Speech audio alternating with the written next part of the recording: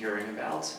One that we are interested in presenting and making our theme is digital asset planning. This is a topic that is very misunderstood and quickly evolving. Raise your hand if that is of interest to you.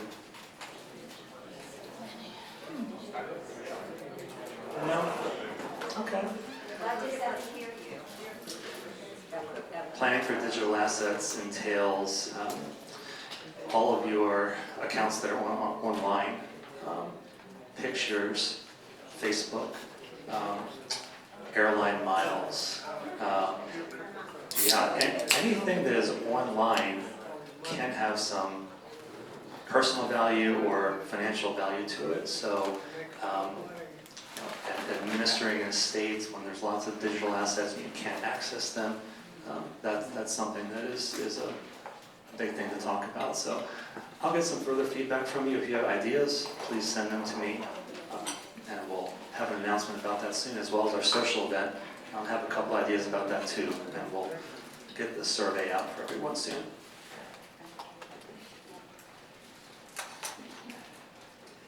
Thank you, Jeff, for all you do, and for getting up at dark 30.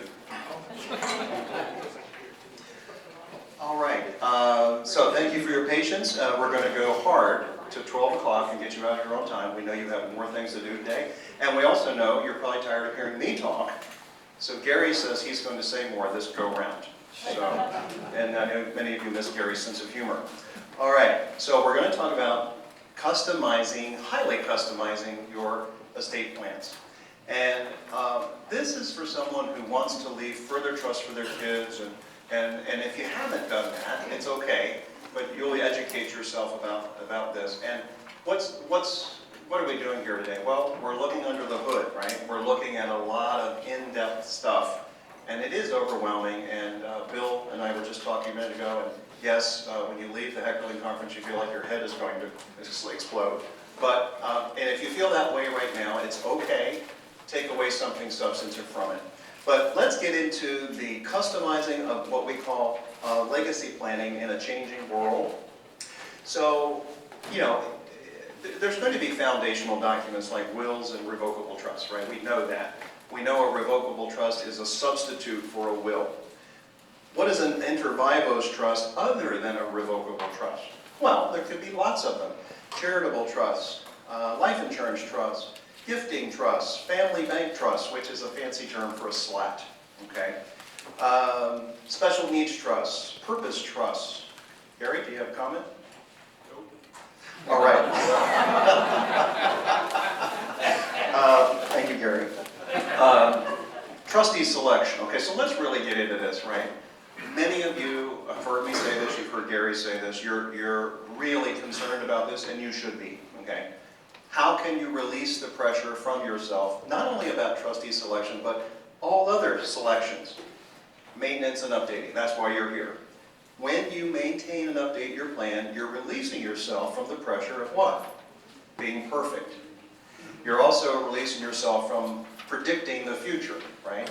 So just remember, you're very likely to have several more times during your life that you'll be able to update and maintain your estate plan. So don't forget that.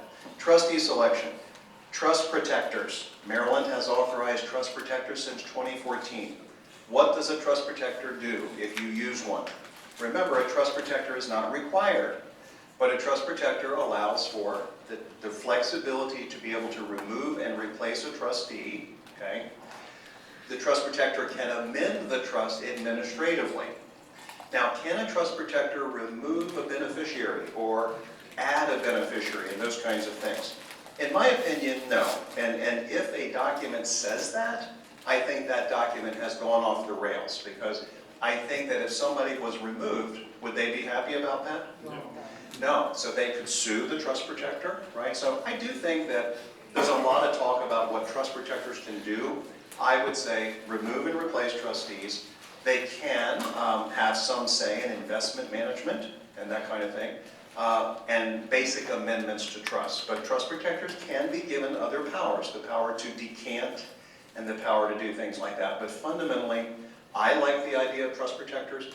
Not everybody is comfortable with trust protectors. Gary, do you have trust protectors in your documents?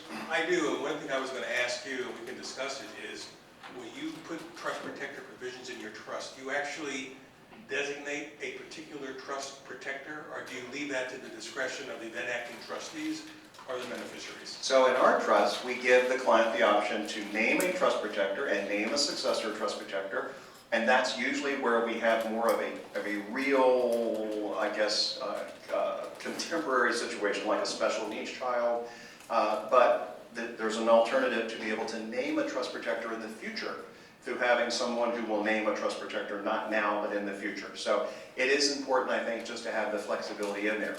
Yeah, I think it's just more of a matter of philosophy. I generally purposely don't designate a specific trust protector, just in case somebody later changes their mind about it, and then some of the beneficiaries might object to it. So, Well, to me, as long as you have the path forward to have a trust protector, I think that's good. Is a trust protector for everybody? Is everybody going to be comfortable to say, well, my trustee that I appointed could be removed? There's some people that are going to be reticent about that. Am I comfortable with the idea that this second, third person could change my trust? Okay, so it takes a little bit of a leap of faith. So if you have that concern, it's a valid concern. You could have a trust protector removal fiduciary, somebody who could remove a trust protector, and you also could have a provision where if there's no trust protector serving, your law firm or another entity could appoint a trust protector. So Steve, what would happen if a trust protector takes a certain action and not all the beneficiaries agree with it? Okay, so this is a little bit of the wild world of trust protectors, where there's only one or two treatises on the whole subject in estate planning. But I will say this: the trust protector has a duty in Maryland to act in a fiduciary capacity. So if they acted arbitrarily, I think they could be not only removed, but I think they could be sued. So a trust protector has to act in the fiduciary best interest of your trust and your intentions. But if they did something that not everybody agreed with, but it was within their fiduciary duty, or the purview of their fiduciary responsibility, I think that they would still have the ability to do that. Okay, guardians, so those of you, yes, sir. We're talking about the difficulty or the effort required to come up with a trustee. Now we're talking about a trust protector to oversee the trustee, and then you're talking about a trust protector. It sounds like you're just in a do-loop. What characteristics, first of all, your trustees are usually individuals that are known to you or relatives or whatever. What characteristics are you looking for in a trust protector so that you don't start going down the rabbit hole? That's a wonderful question. So it can be circular, we say, and that's why it's not for everybody. But it has to be, I think, a reasonableness standard, okay? So a trust protector to me is someone who does not have to be a lawyer. It could be a friend of yours. It could be someone at your church. It could be a colleague of yours. It could be someone who knows your family, but is still arm's length. They're not a family member, okay? And now the question is that person a person that I would name as a trustee, or that I would name that person as a power of attorney? Someone of that stature, right? And they're going to act in my fiduciary best interest. Is it possible to have a bad trust protector? The answer is yes, it's possible. It's not without risk. I'll give you an example. I saw a trust. I didn't see any malfeasance from a trust protector, but I saw a trust where there was a trustee that was not really that great of a guy, and he was arrogant, and he didn't communicate well with the beneficiaries, and his best friend was the trust protector, right? So, that wasn't a good situation. However, in that trust, and this is just how you can think in terms of this, the beneficiaries were given the power to remove a trust protector. It's not a great idea that beneficiaries have a power to remove a trustee. That's not a good idea, but they could be given a power to remove the trust protector. So that's one of the ways you can kind of buffer a situation like that. So it's not without risk having this fiduciary role, okay? And you may be a person that says, I just can't get my mind around that. So it's not wrong to not have a trust protector. It's just one of the tools you can use. And I think generally it's better that the trust protector be a neutral third person. Be a third person? Be a neutral. Be a neutral, Independent. a neutral person. Got it. Some of you have, yes? Yes, ma'am. Did you say that the trust protector can remove, can make changes to your trust, like change your intent? So a trust protector has limited power. So to try to put this in perspective, and then we'll move on. 20 years ago, if I had met you, the law had no real flexibility, right? It was static, right? Then trust protectors came around 2005 nationally, but in Maryland, not until 2014. Then there was a non-judicial settlement agreement. Then there was decanting. What does this have to do with anything? This has to do with now the world looks at this and says, there's millions of irrevocable trusts out there, okay? Can't change them. But now what are we going to do? Courts are going to be all full of cases and they're all clogged up with trust cases. So let's give a third party, and the world of trust said, okay, that's fine. IRS says that's fine. Let's give something like a trust protector, and Maryland actually calls it a trust advisor. Let's give them some flexibility to be able to make basic changes, okay? So a trust protector in a fiduciary role could say, that trustee is ill, but they won't resign. That person has dementia, they're not investing the trust assets right, everybody's upset. The trust protector can remove that person, okay, and replace them. The trust protector could remove a beneficiary of a trust who is the trustee of their own trust, and we know that it would be better to have an independent trustee. And now that trustee who is the trustee of their own trust is getting divorced, they have a car accident and somebody is suing them, the trust protector can remove that person and put in an independent person. So those are the positive things about it. Now, amending the trust. A trust protector could be given the power to amend the trust in a broader way, but the trust protector usually only has the power of amendment to make tax changes, administrative changes, and some trusts have an ambiguity. Like, wow, I don't understand this. So I remember a long time ago as a young lawyer, somebody put me in a trust as a trust protector, and I didn't even know I was in that trust. And this was a title attorney in Ocean City, and the title attorney called me, and I never heard this person in my life, and they said, you're a trust protector in this trust, I'm trying to sell a property down here, and there's a provision in this trust that I don't understand. And so what I did was I became the trust protector, I clarified that ambiguity, and then he was able to sell the property. So it's not always about making big changes, and they don't really have the power, in my opinion, to make big changes, okay? But it's administrative, in my opinion, and it's really about changing trustees if trustees need to be changed. But let's pretend you named trustees. You said, these are my trustees. In my opinion, if a trust protector said, well, I'm removing those trustees, that's a breach of their fiduciary duty because you wanted those people to serve, right? So they would have to have a good reason to remove those people. So, but you'll see some advanced trusts that give trust protectors a little bit more power, but I think basically the way to think of it is basic amendment powers. Okay, thank you. Thank you. All right, we're going to keep moving. Some of you have minor children.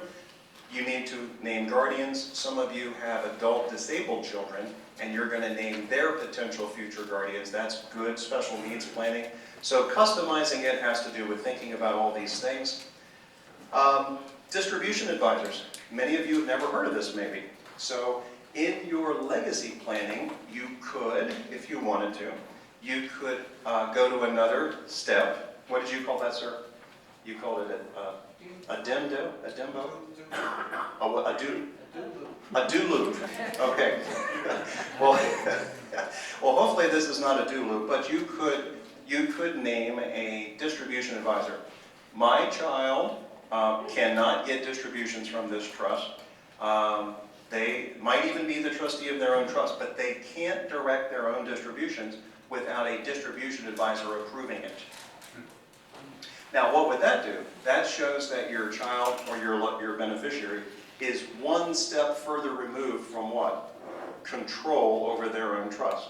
So you use distribution advisors to show there's a little bit less control and all of this stuff to try to show the outside world that that child does not have direct control over their own trust, and therefore they have greater asset protection, okay? Steve, just on that point, would a distribution advisor ordinarily be somebody who gets paid for doing that? And if so, who would pay for it? That's a great question. So Gary's right to talk about this. They would only get paid if they were acting to do something.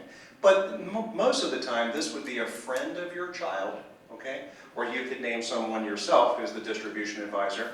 So they only get paid if they get paid at all to approve distributions.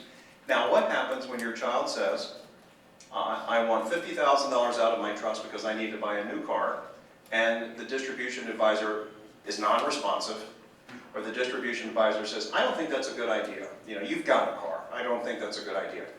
Bad. So what would happen? The trust protector would remove the distribution advisor. So the distribution advisor is another thing that you could put in your trust documents. By the way, Gary, you mentioned compensation. Trust protectors don't get compensated unless they are acting. So a trust protector has no duty to monitor, right? Because how could someone monitor someone else's life, right? So, but once the trust protector is notified that there's a problem and they have to act, then they would get paid based on reasonable compensation. And this is true, Gary, even in South Dakota and Delaware and other asset protection states where there are big trusts and trust protectors service trust protectors of those trusts. Investment advisor. So you could put an investment advisor clause in there and said that, well, this is the distribution advisor, this is the investment advisor. They all have to act in what? A fiduciary capacity, right? So these are various things that can be structured to show, again, what? My beneficiary is arm's length from their own trust. And when they're arm's length from their own trust, they have greater asset protection. Now, for those of you who do not have distribution advisors or investment advisors, I don't want you to go home and think, oh God, I don't have that, right? And now I need to do something else. And so I don't want you to think that. And why is that, Gary, when it comes to spendthrift provisions? Well, you want to try and give as much protection as you can if it's an irrevocable trust. All these things are done to try and insulate from creditors the assets that are in the trust. But going back to the distribution advisor, I have a question. If the distribution advisor says no, and the beneficiary who may be designated as his or her own trustee says yes, and there's a dispute, do you generally put into your trust that in the event of a disagreement, the advice of the distribution advisor prevails? Well, I haven't, because it's just very clear. The distribution advisor has to give that distribution. They have to. And if they don't, the trust protector would remove them, right? Because you want, in that scenario, Gary, you want your child or your beneficiary to have some beneficiary control, right? So whether it's a big Delaware trust where there's 14 special fiduciaries, or whether it's a legacy trust like this that maybe has 2 or 3 fiduciaries, if that distribution advisor, now let's pretend that they, Gary, they said, well, gosh, this person is not well, right? They've got dementia, or they've got mental illness. They just bought a Tesla last month, and now they want another $50,000 for another car, okay? And there's something wrong with them. That would be different, right? I think the distribution advisor is not breaching their fiduciary duty. But if they simply are being asked in the normal course to approve distributions, they would be removed, okay? And they didn't, they would be removed. So if you have that issue, but you don't have a provision for a trust protector, then where do we end up? Well, that would be bad drafting. Are you sure you want Yes, to Bill. keep asking questions? No, be quiet. People can probably hear me. I was Okay. just wondering, how does the trustee then factor into this? Because I thought they would be able to say, oh, you want that extra 50,000? Oh, no, you can't do that. You just got a new car. Bill, is a great question. So in that scenario, the trust distribution advisor is merely approving what the trustee already wants to do. So the trustee wants to make that distribution, so they send a DocuSign or they send an email to the distribution advisor. The distribution advisor now says, yes, I agree with that. And now it's not really the trustee who made the final decision, it was the distribution advisor. But Bill raises a great point. There is a triangulation there of sorts. Okay, that's a great question. Back to the spendthrift provision that I just threw out. Many of you are going to go home and think, well, heck, I don't have this, in my trust, right? So here's something I said earlier, remember. There are spendthrift provisions in these trusts that say, if someone attacks this trust, like a creditor or a divorcing spouse, the trust has basic asset protection from these creditors because the beneficiary can't give away the assets. So even if you don't have these fancy provisions that are designed to put bells and whistles on top of asset protection, you're still going to have a good level of asset protection with the spendthrift provision, especially when it comes to divorce. So don't worry too much if you don't have these things in your documents. But if you wanted to get into a highly customized legacy planning, you can get into these things. Spouses, many of you are very generous and you say, I want to include my child's spouse or my loved one's spouse as a beneficiary as well. So remember that these spouses are not going to get distributions unless they are specifically named. Okay, they're not going to get distributions unless they're specifically named. And you can do it in a way where it does not impede your child's asset protection. So just remember, even though you may include a spouse of your child, that does not open up that spendthrift trust to the claims of a divorcing spouse. Okay, a trust advisory committee. Some of you are familiar with this because you have special needs children and you have done a special needs trust for those special needs, supplemental needs trust for those children.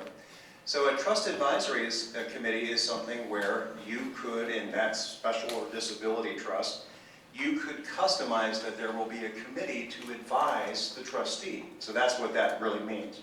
But I think if you have a situation of any kind, where it maybe is not a person with disabilities, but a person with substance abuse, a person who's having struggles in life, or a person has a specific issue, you could create a trust advisory committee to advise the trustee and the trust protector. Sir, for example, if you put a trust protector provision in your trust, you might even say, well, I like this little bit of flexibility with this trust protector, but I'm not 100% wild about it. That trust protector will have to confer with the members of my advisory committee before they replace a trustee. So I know that's another do loop, but I just wanted to throw that out there. All right. Steve, one quick question. Yes, sir. The committee, what would be the general makeup of Okay, such so a in committee? special needs bill, for example, just, probably if you walked outside this room, you'd say, well, service coordinator, life care manager or advocate, right? Pediatrician or, adult physician, just off the top of my head, right? Okay. And anybody else my trustee wants to name as part of that trust advisory committee. We have clients right now, they're 2 doctors and they have a special needs son, and they're having a heck of a time trying to figure out who the trustee is going to be, just talking about their particular situation. And they use traditional, not non-traditional financial advisors like Vanguard and Fidelity. They're using the wirehouses as their financial advisors. And what's wrong with those wirehouses? Nothing. But those wirehouses will not serve as trustees of a special needs trust. So they have a problem. That's where their investments are. So they're creating a customized trust advisory committee to say, and I've never seen this before, but it's not wrong, we're not going to name trustees now. We're going to let the trust advisory committee decide who the trustee is in the future. So these are things that you can highly customize your planning with. That's a great question, Bill. Now we're going to move on in the interest of time. Special definitions. So Gary mentioned, what if we wanted South Dakota? What if we wanted this jurisdiction? Well, you'd have to have some special definitions in your documents. You want to show the intent that this is really what you wanted to happen, right? And then when you do that, right, you have to make sure that you understand whether there were conflicts and so forth, and conflicts of laws. Powers of appointment. Powers of appointment are what many of you have in your documents. At my child's death, as terrible as that is to talk about, at my spouse's death, at my grandchild's death, do they have a power to direct the assets? And that power can be general, or that power can be limited. So we typically want to give limited powers of appointment. Why? Because you can have that beneficiary directed to their spouse, if you allow them to do it, or only to their descendants, or to charities and descendants. But if you structure these limited power of appointments, 2 non-intuitive things happen. One, creditors can't get into trust because it's more of a dynasty trust. It becomes a dynasty trust because it can only go down that silo to those people that you want it to go to. And secondly, which will make no sense at all, is the child or the beneficiary is deemed not to have direct control over it. So guess what? As many of you already know this, Uncle Sam cannot come down and try to tax it again, no matter how big it grows. So those limited power of appointments are very important in designing this planning. Now, can you give someone a general power of appointment? Gary, can you? Yes, you can. You may not get the same degree of creditor protection. If you want to make sure that the assets stay in your bloodline and you give a child a general power of appointment, he or she could leave it to his or her surviving spouse, which may not be what you want to do. And one thing I wanted to point out is that most of these trusts here basically say that if you're married, the assets will pass into a marital trust. And in a marital trust, you can create a limited power of appointment that designates how assets to the children will pass when the survivor dies. And this is very helpful because if you don't have generation skipping tax language in your trust, and between the death of the first and second spouse, all of a sudden there's a great increase in wealth, and you want to take advantage of generation skipping tax planning, you can do that after the first spouse dies by exercising a limited power of appointment. And to just dovetail on that, general powers of appointment now 20 years later, general powers of appointment will in most states open up the trust to the claims of creditors. So we want to be very careful about giving somebody a general power of appointment.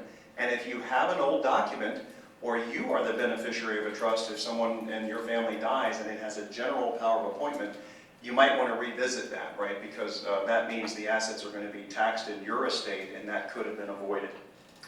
Okay, financial advisors. Many of you have financial advisors, and you don't need, I'm preaching to the choir here, you don't need me to tell you this, but the quality of that financial advisor at the time of your passing is going to be really critical to customize that.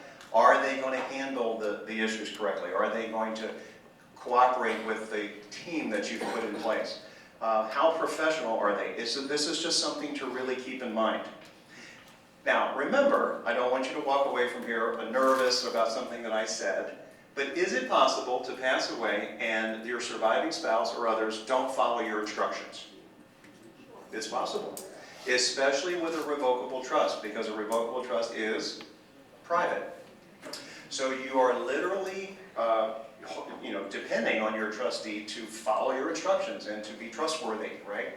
And we want the financial advisory firm to understand that this is sacred, right? This is a sacred thing that they're going to follow through. And this doesn't happen often, but many times we will see financial advisors that will encourage a surviving spouse to just translate everything over to their own name, even if there was a marital trust, even if there was a bypass trust, and just kind of leapfrog over the whole thing. So it sounds counterintuitive, but just be aware, your financial advisors, you want to be very careful with them. And many of you are very careful. You have structured your advisor relationships and everything very carefully with their platform. You believe in their platform, and that's what you should do. You should have that confidence. So this is part of customizing your plan. Many of your financial advisors are affiliated with trust companies. And many of you are using those trust companies, and some of them I'm learning more and more about have private labels with a South Dakota trust company. And you'll hear me continue to talk about South Dakota. It's not the only jurisdiction, but it's a very powerful jurisdiction. And so for some of you who have done that, I say kudos to you, hats off to you. If you're comfortable with that financial advisor relationship, some financial companies have a private label trust relationship with South Dakota Trust Company, and that's very powerful for asset protection. What does that mean? So what that means, Gary, is in some states like Nevada, Alaska, South Dakota, they are so prolific in asset protection that there are literally companies that are well known, like the South Dakota Trust Company, and they offer relationships to attorneys and to financial advisory firms where they will make their services available under what I will call a private label program. And what it really is about is so that financial advisory firms can retain your business, right? That's what it's all about. But from a lawyer's point of view, there are some advantages here, right?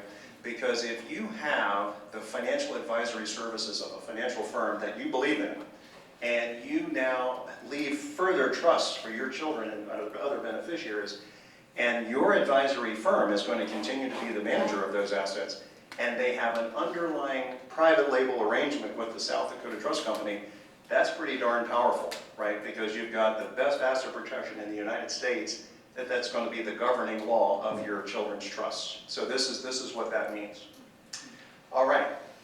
Now, we're going to come out of the weeds and come back to the regular surface. Directed trust. How many of you know that you can have a Delaware trust, a Nevada trust, a South Dakota trust? Did you know Tennessee is an asset protection state? Some of you may say, no, I didn't know that, but I'll tell you another fun fact, but it might make you frown. Tennessee has basically obliterated fiduciary duty. Tennessee has basically said, you can have a trust here, and it's such a private trust that anything goes. Now, I don't know why anybody would want to do that, but basically that's what Tennessee's done. But anyway, back to the subject. Trust companies in these states, like Bryn Mawr Trust Company, like Commonwealth, or even J.P. Morgan and others in Delaware, you can have a self-directed trust. So if you ever create one of those fancy slats, or your children create one of those, they can have a directed trust, meaning they can have the benefits of Delaware, but they don't have to have, they don't have to pay $50,000 a year to a trustee. They can pay maybe $5,000 or $6,000 a year to a trustee, and not $50,000. Multi-jurisdictional choices, we talked about that. I'm sure you're tired of me saying that. Governing law and situs, we just talked about that. Conflicts of laws, we've talked about that. We want to continue to think about that. But maybe nothing is more important than just the basic spendthrift provision. Somebody created a Medicaid trust. A divorcing spouse of one of the children who are the beneficiaries of that trust tries to get the trust assets. What are the trust assets? Mom and dad's house that they're still living in. Not a good situation. The spendthrift provision protects. Someone has a trust that they inherited from a relative, or a lifetime trust that was created for them, and they get divorced, and their divorcing spouse comes after that trust. What protects? The spendthrift provision. So again, a lot of bells and whistles can be put on these trusts, like investment advisors, direction advisors, and all that. But it's the spendthrift provision that mainly helps. Trustee discretion, health, education, maintenance, and support, or a purely discretionary discretion. So standards of distribution are important. The relationships between interested trustees versus independent trustees is important. Why? Because IRS rules, or the doctrine of IRS law, and trust law merge together, and they mention independent trustees versus interested trustees. So what's interesting, Gary, recently, in the last 3 or 4 years, as we've seen several cases where people have died, or people have created lifetime trusts, and a child is getting divorced who's the beneficiary of that trust. What's interesting is that even though that child is the trustee of their own trust, which we would say, well, that's not good. That child's in a crisis, and they're still the trustee of their own trust. That's not good. But even when we see cases like that happen, we see the courts throwing out the divorcing spouse's claims based on the spendthrift provision. So we put all this other stuff in there to bolster it, but the spendthrift provision is usually what holds. Just going back to standards of distribution, the standard distribution language is health, education, or maintenance. But some examples of standards of distribution might be as follows. You might want to specifically state in your trust that the child who may be the trustee of his or her own trust can take some money out of the trust to help purchase a residence. You might have as a special distribution that a child can take money out of his or her own trust to help pay for a wedding. Or generally, when I speak with clients, I make sure it's a first wedding, right? Help with the first wedding, but not the second or third or fourth. One option might be to put language in the trust that allows a child who's a trustee of his or her own trust to take money out to help purchase or maintain a business or a professional practice. There are good aspects and bad aspects about that. I sometimes suggest to a client that if you're going to give that discretion to a child, limit it to a certain percentage of the assets that are in the trust during that calendar year. So these are different examples of the types of distribution standards that you could put into a trust besides standard language, health, education, or maintenance. Curiously, I don't think the IRS has ever come out with a regulation or a private letter ruling that actually defines what maintenance means. So I generally tell clients, as long as you're maintaining the same standard of living before and after the death of the person who created the trust, you're usually okay. Examples of things that might not be considered in any event maintenance, you know, if a person's taking money out of their trust to go down to the Maryland Live Casino and gamble, or for any illegal purposes, or or taking money out of the trust to buy illegal drugs. Those are the types of things that I don't think would ever be considered maintenance. But things like taking a vacation, again, the types of things that people would typically use assets in a trust during his or her lifetime, I think those are acceptable, relatively specific standards of distribution. So thank you, Gary. So something to really nail down before we get into the last 10 minutes, which is, in Maryland, health, education, maintenance, and support as a standard does what? Well, we have to do that, or the child will be deemed to own all the assets in their taxable estate. So we have to limit it to that standard. But when we limit it to that standard, what do we have a problem? Maintenance and support. So in Maryland, Maryland basically considers maintenance and support distributions to be a property right of the beneficiary. So that's why many of you who have put these trusts together, you realize that, well, if my child is the trustee of this trust under that standard of maintenance and support, health, education, that the trust is not as strong as it could be if we had an independent trustee. So just remember, and we've talked a lot ad nauseum about South Dakota and other places, North Carolina, South Dakota, for example, property, health, education, maintenance, and support distribution standard is not considered to be a property right. But in Maryland it is. So if your child has any kind of creditor issues or whatsoever, it's a good practice that they should not be the trustees of their own trust, just because of that little glitch in Maryland law. But again, if it wasn't general creditors, and it was a divorcing spouse, and you never did anything to take protective action, or sir, you never had a trust protector of any kind, your spendthrift provision of that trust for that child is probably going to hold up. Okay, we talked about flexibility, powers of appointment, who is the trustee, beneficiary control. How much control does the beneficiary have? Do they have to go through a distribution advisor? Do they have to go through an investment advisor? Or do they just have outright distribution control over their own trust? Well, yes and no. They are the trustee many, many times, but they aren't limited to the standard. They're limited to the standard of distribution. So they do have direct control, yes and no. So that's why we want that trust protector, in my opinion, to be able to remove the child if they are deemed to have too much control in a lawsuit where the assets might be considered available in a lawsuit. Creditor protection, you mentioned earlier that if you have distributions defined by health, education, maintenance, or support that might be subject to claims of creditors, wouldn't the creditor have to prove that a certain amount in the trust is needed for his or her health, education, or maintenance? Would that open up the entire trust? No, I don't believe it opens up the entire trust, but Gary's got a good point, which is, let's say I created a trust and I gave Gary the right to health, education, maintenance, and support, but now there's a creditor over here. So the creditor can reach maintenance and support distributions under Maryland law. Why? Because Gary has maintenance and support, you and I both, all of us have maintenance and support. So Gary can't sit there and say, well, I'm not going to distribute anything out of this trust. I've got a great spendthrift trust. No, under Maryland law, a creditor could reach, if they really pushed hard, they could reach for maintenance and support distributions, but not necessarily the other trust assets. But Gary, why would it be that if you had a creditor, the creditor might look at your trust through discovery, God forbid, in a lawsuit, and what might they conclude? Well, they could, but I will tell you this. In a prior life, I did a lot of litigation, and I would suspect that most attorneys who are collection attorneys wouldn't even know to think about that. I got you. All right. So there's another reason. Okay, thank you, Gary. I can't imagine Gary's a litigator, but I can tell you, he knows his stuff and he can be tough. All right.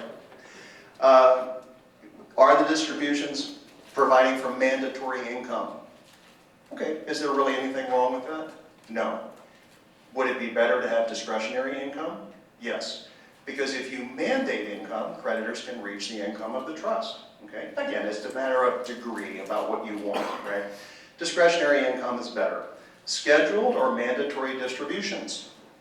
The famous California case from 2018 where a man who had committed federal bank fraud and he thought he was all that, and his very, very wealthy father died and left him a spendthrift trust.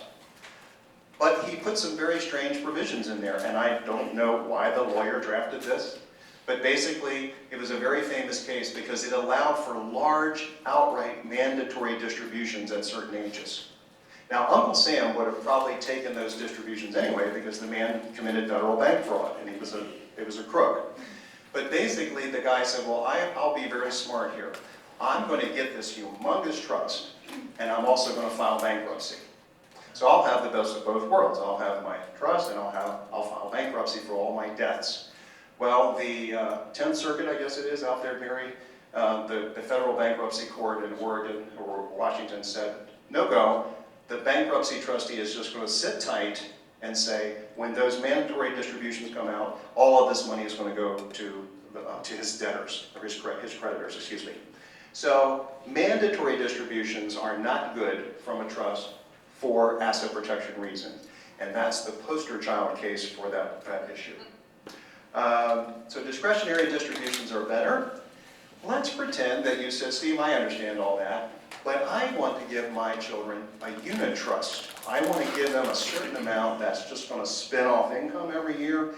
Well, there's nothing wrong with that. And it's going to spin off 4 or 5% a year for income for them. And I think that no matter what we say for asset protection, you should do what you want. You should do what feels right for you, not just all driven by asset protection. We talked about powers of appointment, generation skipping tax issues. We want to make sure that when the money goes into the trust, if you want it to be there for generations to come, until the money runs out, Maryland law is great for that. Maryland says trust can last forever. We can have trust, Gary, did you know this, that last even beyond what Delaware says? Yes, I do. Yeah, so Delaware. I'm just making sure he's awake. I'm just making sure. And of course, we have to be willing to deal with the income taxation of trusts, as I mentioned earlier, understanding the difference between income tax for trusts versus individuals, and making sure that you understand that and that your advisors are in place for your children to do that. So again, this is highly customizing these issues. So Steve, why is there a generation skipping tax? How does that work and when does it apply? So there are 3 types of generation skipping tax events. One of them, for example, is a direct skip. So you were a person of wealth, you died and you skipped your children. You went directly to your grandchildren or your great-grandchildren. Uncle Sam considers that to be a direct skip. So now, if you have not taken advantage of your generation skipping tax exemption, which is the same as your estate tax exemption, Uncle Sam will tax that distribution if it was not protected by your exemption, which it usually is. And Gary, we want to protect the allocation of that exemption to any further trust down the line. But that's a direct skip, and that's going to trigger a 40% federal generation skipping tax above and beyond the exemption amount. Justin, do you have any comments on that? Am I right about that? That's correct. All right, so Justin has an LLM and tax, and he's just giving me the nod on that one. And the reason Congress did that is because they knew that if you skipped a generation to a grandchild, you skipped a generation of an estate tax. So they wanted to make sure, wait a minute, you can't leave things directly to a grandchild because we missed the opportunity to assess the estate tax when you left it to your child. That was the whole You reason. mean to tell me Uncle Sam wants to assess estate tax at every generation, Gary? They sure do. All right, all right. Grantor versus non-grantor trust. Gary and I were talking about a gifting trust when everybody walked in. I mentioned that earlier. And we were talking about whether Gary's clients who are going to do this should make it a grantor trust where they are going to pay the income tax even though they're giving gifts to that trust, or whether they want the grandchildren to have to pay their own tax, meaning the trust has to pay its own tax. So a non-grantor trust is that trust you're leaving for your kids at your death, and that trust has to pay its own income tax, and that's why you're going to manage that trust taxation, or they're going to manage it in the future. Whereas a grantor trust, like a gifting trust or a life insurance trust, these are the trusts where the grantor pays the tax. But Steve, just to clarify that, even if you have a non-grantor trust, if the income in that non-grantor trust gets distributed to the beneficiary, the tax will ultimately be picked up on the beneficiary's tax return and not the... That's exactly right, and that's distributed out Form K1. We talked about property rights and trusts assets for interested trustees. We just talked about that, so I'll save you that. Education of children and fiduciaries. Again, now we're switching to practical considerations. That's why you're here. So if you haven't had a family meeting with all of your fiduciaries, and for some of you this is going to be a good idea, others of you you're going to say that's not a good idea, but generally it's a great idea to have a family meeting with your fiduciaries and your beneficiaries. Providing next steps for spouses, grandchildren, nieces and nephews. We talked about divorce protection, but also educating them about divorce protection so that they actually know they have divorce protection. And of course, these things are hard for kids to hear, right? And there's questions about should they have prenuptial agreements or postnuptial agreements. Fundamentals of non-grantor trust, this is what Gary was talking about. Managing the income taxation of a non-grantor trust. Some of you are going to be saying, well, with all this complexity, is it really worth it? Is it worth it to have these further trusts, right? So everything in estate planning is goal-driven, risk versus rewards. Utilizing professionals. If your trustees in the future utilize professionals, they are fulfilling their fiduciary responsibilities and they're going to be on the straight and narrow path. So we want trustees that are actually going to follow the terms and provisions and utilize professionals. They have obligations to future beneficiaries. So fiduciary duty not just means current beneficiaries, but future beneficiaries could come back and say, hey, you mismanaged the trust assets. So being a trustee is not without risk. Trustees are supposed to follow the prudent investor rule, right? They're supposed to make sure they have an investment policy statement with the financial advisor. You're my financial advisor and I'm a trustee with fiduciary duty. You have to invest those assets as a fiduciary. Now, if it's a single asset trust, I talked to a client, a daughter of a deceased client the other day that had a very large position in Marriott stock, right? And it's just, you know, it's been there forever. And if you sell it, there's going to be capital gain, right? So if you have a trustee that's going to maintain a non-prudent, so to speak, investment portfolio, a non-allocated, diversified investment portfolio, you have to specifically give permission to them in the trust to be able to do that, because that would be considered to be a breach of fiduciary duty. As we wrap up, we know we have issues now with the Secure Act of IRAs going into trusts. Some of you have large non-retirement assets. Some of you have large retirement assets. If you have large retirement assets and you want to leave assets in further trust, now we have challenges. We have certain challenges we have to overcome because of the Secure Act, because your healthy beneficiaries are going to pay accelerated income tax. Defending a trust. So remember, when you put a trust into place, if you are leaving equal shares, there's probably never going to be a trust challenge. If you're leaving unequal shares, you have to realize that your trustee might be put in a position to have to defend a trust, right? And there's trust litigation, right? Now, do you want endless trust litigation? No, because it's going to waste the assets of the trust. So you just want to think through those issues if you are in a position of leaving unequal assets. Gary, any comments on defending a trust? Yeah, as far as unequal distributions, and I think the last time we had a CCP event, we talked about the pros and cons of doing that. Yeah. But I've always suggested to clients who want to leave unequal distributions, before you come to the attorney to design your trust, and before you come in to sign the trust, go to your doctor, get a medical exam, so that if there's any question later as far as unequal distributions, and a challenge is made, basically you didn't really know what you were doing, you'll have that backup expert innocent trial to defute that. And we talked about bolstering your no contest clause in your trust. So there's massive no contest clause that can be put in. Okay, we're done, we're out of time. I'm just going to go through this very quickly. After our deaths, we want clarity and calm. We want administration prior to the distribution into further trust. So a lot of people don't understand the administration process prior to the distributions into these further trusts, and I think that's something that all of you need to further understand. What's going to happen during that administrative period, and then all the assets are accounted for and everything is distributed into further trusts. Beneficiaries are entitled to rights of qualified beneficiaries to notice and information, okay? There is risk during that administrative process. We talked about that 2 or 3 times. Making sure you have someone who's going to fulfill their fiduciary duty during that period of time. And if they fail to provide notice, if they fail to provide accountings, if they dissipate assets, these are things that we want to be really thinking about. We want to make sure children and fiduciaries have access to attorneys and advisory teams. We want those teams to communicate, establishing new tax ID numbers, establishing new bank accounts, in-kind versus outright distributions or cash distributions. These are things that are done in conjunction with the management team at that time. Tax elections such as portability and other things have to be done. Go ahead, Gary. What is an in-kind distribution? So an in-kind distribution would be, I have that Marriott stock, and somebody died, or I died, and I had that Marriott stock, and now I have 3 kids, and my 3 kids said, hey, Dad always loved that Marriott stock. I want my 1/3 to be distributed in kind. So I want my Marriott stock. I don't want that to be sold. So that's an in-kind distribution.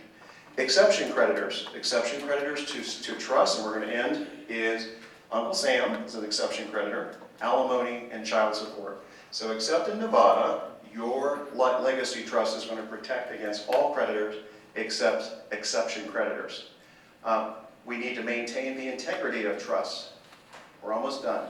Change of beneficiaries, domicile is something that we need to be thinking about in the future. And some of you have kids that are living in other states. We talked about trust protectors, non-judicial settlement agreements. Decanting is the process of being able to tweak or change a trust in the future in a substantial way. So there's all that flexibility in the law. And then, of course, disabled beneficiaries have to be protected. Jeff, as we wrap up, did we give out letters of wishes today? Okay, so everybody has a letter of wishes. Long story short, because we're out of time, look at that letter of wishes. It's very simple. Most trusts have no letter of wishes. If there's goals, values, things that you want to pass along, instructions, remember the letter of wishes is informal. And I hope as you leave today, not only go to have a good time wherever you're going on this weekend, remember these memorandums of intent can be very, very customized. In the world of special needs planning, there can be memorandums of intent that are a little bit more letters of wishes / letters of intent that are even more customized. But remember, they're not binding, but they can provide lots of clarity. Because just like Gary said, and we will truly wrap up, that if you were in that room with 4,000 estate planners and you were pulling your hair out saying, how can I get out of here? You would find that not one single one of them probably would be able to define health, education, maintenance, and support in the same way. So it's all broad, it's all goal-driven, and make it custom. Jeff, I'm going to turn it back to you. Any final words, Gary? Nope. Have a wonderful, wonderful weekend.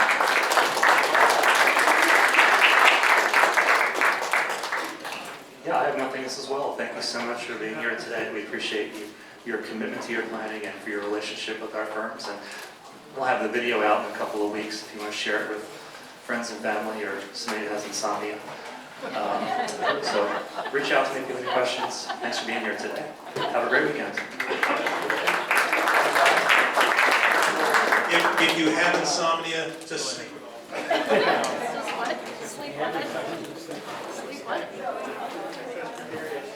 Well, that's a lot. You made it through.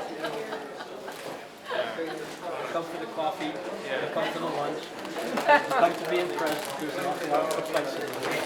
Sometimes you find something that you can write down. Okay? I had a couple of things I could write down and say, well, you better think about this and learn about this.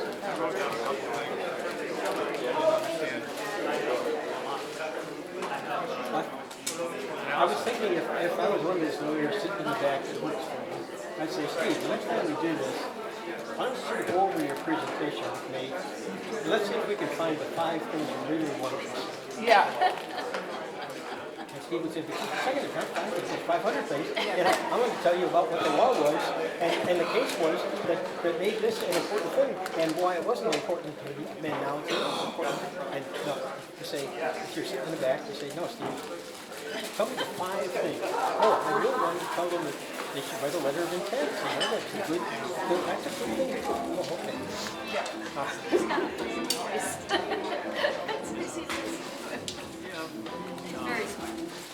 I think the undertone here is I'm not sure how really that's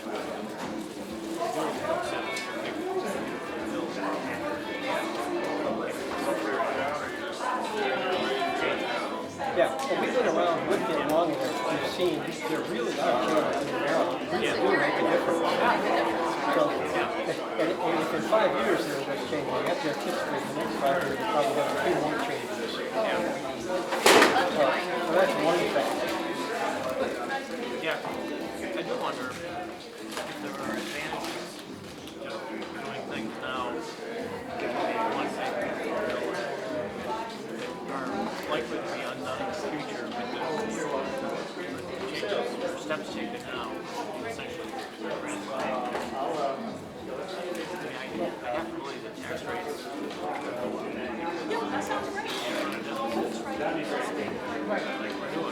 So tax rates are one thing, but also the exemption laws. So you see pressure from one side that says, why should people be able to pass $30 million on to their kids? And, you know, you see people say, but I've got a farm and, you know, I want to be able to do the farm for the kids. And so maybe there's exemptions, but there are people who say, well, just a second, $30 million is an awful lot for a couple to be able to pass on the no tax implication. And in the state, much lower tax rate, but the amount is completely different. Right. So there's different pressures there, and that's one that could change. For us, though, we're trying to say, you know, we're going to limit cars, it probably doesn't make that much difference to us. But for some people, it would. Yeah. I don't know. I think it's time to go to the nursery. Yeah, right. And you're going to HCC, right? I'm going to ACC, talk to people about climate. Beautiful day to be in Good to see you. instead of up here still. Did you get your documents done from this? Yeah, that was the original. Things were going to happen fast. Well, we're not in a hurry. We're dealing with a lot of independents in the firm. Oh, yeah.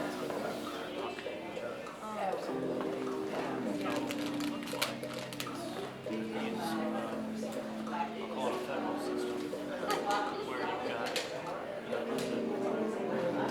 gotta have a job, police style. And so we're trying to figure out,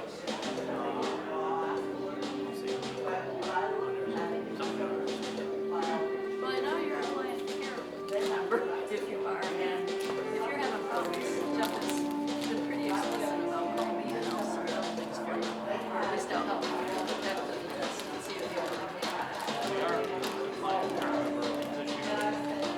We're still not sure what it means exactly. You're eating it. Yeah. That's what it means. Well, we have a family meeting with a financial advisor once a year, and so we get some of his time free. We never get charged.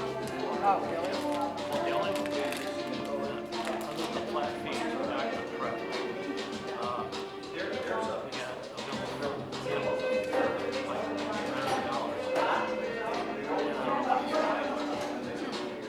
Maybe for preparing documents, maybe just for the consultation. my guess is it's so we can talk about someone that we I don't know. what I don't want is a bigger run when I don't know what's running. Yeah, talk to Jeff about that. Yeah. Yeah, talk to Jeff. Yeah, or Steve, if you're talking to him, but yeah, that's something that I did bring to their time, where I say, I want to know if you want to charge for this, you know, how long much you're gonna charge. Less than, so Yeah. I have some idea, you think this is a $4 job. It's gonna cost me something. Yeah, But don't surprise me by saying, that was a $4 job, to pay the bill. yeah. I think that's what's happening. Yeah. So get it started up too. Well, Yeah, the first that thing I might be- want is to get our documents paid for, which we're still working on. And it might seem fun, you know. They do have our interests at heart. Randy, Randy in particular, seems to have read everything. We gave him a lot of stuff. What bothers me is people say, oh, my name is so-and-so, and I need you to send us A, B, C, and D. Well, we have 3 musicians here, and every one of them gave all of it. Yeah, that's bad. They keep track of it. What are your kids' names? Basics. I've been asked that twice. One time it was, I was given November 7th on January 6th. I'll bet you told them. yeah, yeah. And they went back and dug So it then up. I, So they're gonna. so then I went to, the last time we were and then not being mean or angry about it, but I wanted them to, I don't know if there's something all over the place here. I don't know how that works. I think we talked about it because we had Steve, From the very beginning, what, before he had much of this. and he never gave us any grief about he asked the kid names twice or 3 times. But he did want to sort out with us what we really wanted. Oh, Joe's house was up and down. Yeah. You know, how are you going to handle this? And the difference between how we're married and what, how we want for in-laws. So, questions about our homes. We told them all that. Well, I thought he did a good job of asking questions that were relevant to our goals. To have us sort out how much power we leave money to his spouse. So, we didn't come in thinking about that. But he asked questions because it was relevant to what he was.